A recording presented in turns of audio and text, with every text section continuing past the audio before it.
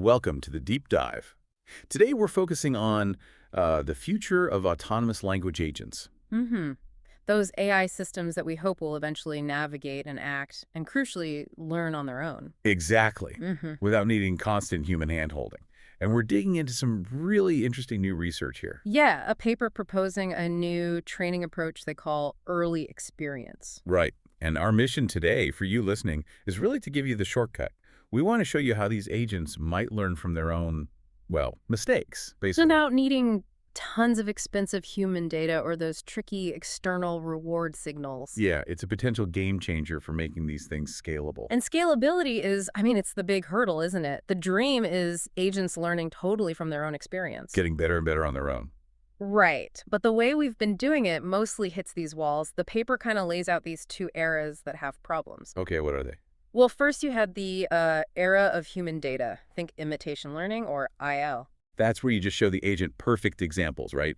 Do this, then this, then this. Exactly. Static, expert demonstrations. It's reward-free, which is nice, but It's super expensive to get all that perfect data for every possible situation. that's one huge problem. And the other, it doesn't generalize the moment something changes slightly. Poof, the agent is lost because it never saw what happens if you don't do the perfect thing.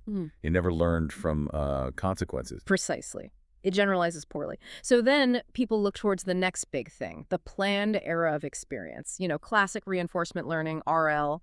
Like AlphaGo learned. Yeah. Trial and error with a clear reward signal. Yeah, win-loss, points scored, things you can easily measure. That works great when you have those signals. But most real tasks, like using a website or a booking tool, there's no simple score, is there? Not really, or the reward is way, way down the line. It makes RL training really unstable, slow, often just impractical for these complex interactive tasks. So IL is brittle and expensive, RL is often impractical. We need something else. Which brings us neatly to this paper's idea, the bridge. They call it early experience, or EE. Okay, the bridge. What is it? It's kind of the sweet spot. It uses interaction data the agent generates itself. So the agent tries things out. Yeah, it tries things, including non-expert things, and it looks at the immediate result, the next state of the environment. That becomes the learning signal. Ah, okay. So not waiting for a final reward, just looking at, I did X and this immediately happened. Exactly. Crucially, no formal reward needed. It's like the agent thinking, what if I try this? Ah, I see. That's the error message I get. Okay, let's unpack that a bit more. The core idea is taking the agent's own fumbles, its own interaction trace, and turning that into scalable training data. How do they actually structure that? It's pretty neat, actually. The agent starts with a small bit of expert data just to get oriented. Okay, the perfect path. Right. Then, at various points along that path, the agent thinks, okay, the expert did X, but what if I tried Y instead? Y being a different, maybe non-expert action. It goes off-piece deliberately. Sort of, yeah. It proposes these alternative actions, executes them in the environment, and carefully records what happens next to resulting state. And that data, the collection of, I tried this alternative action and this was the outcome, that's the core of early experience. That's the rollout data, exactly. And because the agent generates it itself by interacting, it's potentially much more scalable than getting humans to demonstrate everything. It learns from its own what-ifs. It's like it's building its own textbook of cause and effect for that specific environment. You got it. And this early experience approach uses two main strategies to leverage that rollout data. The first one is called Implicit World Modeling, or IWM. Implicit world modeling. Okay, what's the focus there? IWM is all about learning the environment's dynamics, how the world responds. It uses those next states it observed in the rollout data. The consequences of its alternative action. Right. It uses those to train an auxiliary task, predicting the next state. Given the state and an action, what will the environment show next? Can you give an example? Sure. Think about filling out an online form. The expert path shows filling it correctly. But during its EE rollout, maybe the agent tries entering, say, letters into a phone number field. Okay, an invalid action. Yeah. IWM trains the model to predict the specific result. Maybe it's a red error message appearing below the field saying, invalid phone number format? Ah, so it's learning the specific rules or physics of that form through prediction. Exactly. It learns what happens. It grounds the agent in how this specific environment behaves, even when things go slightly wrong. That makes sense as a kind of warm-up. It gets the agent familiar with the territory, including the error states. Yeah. But hang on. Yeah. If it's just predicting, say, an error message, how does that actually help it choose the right action later on? Is it just learning a map of dead ends? That feels different from learning why the expert path was good. That's a really sharp point. And it highlights why IWM is seen more as improving robustness. By seeing all these non-expert outcomes, the agent learns the boundaries. So if it later encounters a slightly different form, maybe one it hasn't seen before, an out-of-distribution task, it's less likely to be completely thrown off. It recognizes patterns of how forms generally behave, how errors manifest. It's seen similar dynamics before, unlike an agent only trained on perfect examples. Got it. So IWM makes it tougher, more resilient to minor changes because it's learned the general feel of the environment, including the error states. Precisely. It's about the what. But you anticipated the next step perfectly. The second strategy focuses more on the why. Okay, this is where I think it gets really interesting. This is self-reflection, SR. Yes, self-reflection. This is arguably the more powerful part for teaching complex reasoning. How does SR work? So remember the rollout data. The agent tried an alternative action, let's call it suboptimal, and saw the result, and it also knows what the expert action was and what its result was. Right. It has the comparison, my try versus expert try. Exactly. SR then prompts the underlying language model of the agent to explain in natural language, like generating a chain of thought, why the expert's action was better than the suboptimal one it tried. It makes the agent rationalize the difference. Precisely, and the paper gives a great example from WebShop, the online shopping task. Okay, lay it on us. So the user query is maybe find a blue shirt under $20. The expert action correctly clicks on a $15 blue shirt. Makes sense. But in its e-rollout, the agent tried an alternative, clicking on a $30 red shirt. Okay, wrong on price, potentially wrong on color depending on priorities. Right, so the self-reflection mechanism kicks in.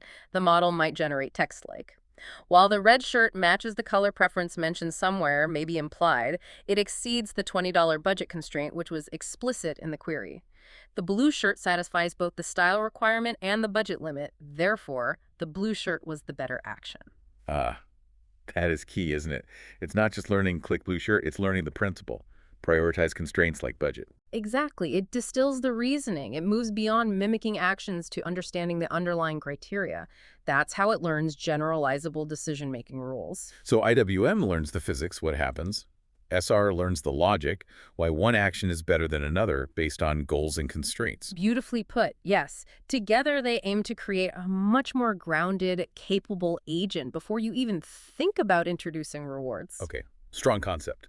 But does it actually work? They tested this pretty thoroughly, didn't they? Oh yeah, very extensively. Across 8 different environments, covering a real mix of challenges. What kind of environments? Things like ALF World, which involves acting in simulated home environments. Science World for scientific reasoning, Travel Planner for complex planning, also multi-turn tool use like booking flights or using search engines benchmarks like BFCLv3, TalBench, SearchQA, and web navigation like WebShop and WebArena Lite. A real spread. Yeah. And what was the big picture result?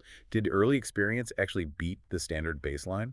Consistently, yes. Across different base models, too, like Llama and Quinn variants. Early experience, whether using IWM or SR or both, generally outperformed basic imitation learning. Okay, so it works. Did they see differences based on the type of task? Like, did IWM shine somewhere specific? They did. IWM showed particularly strong gains in environments that are more transactional or have very consistent dynamics.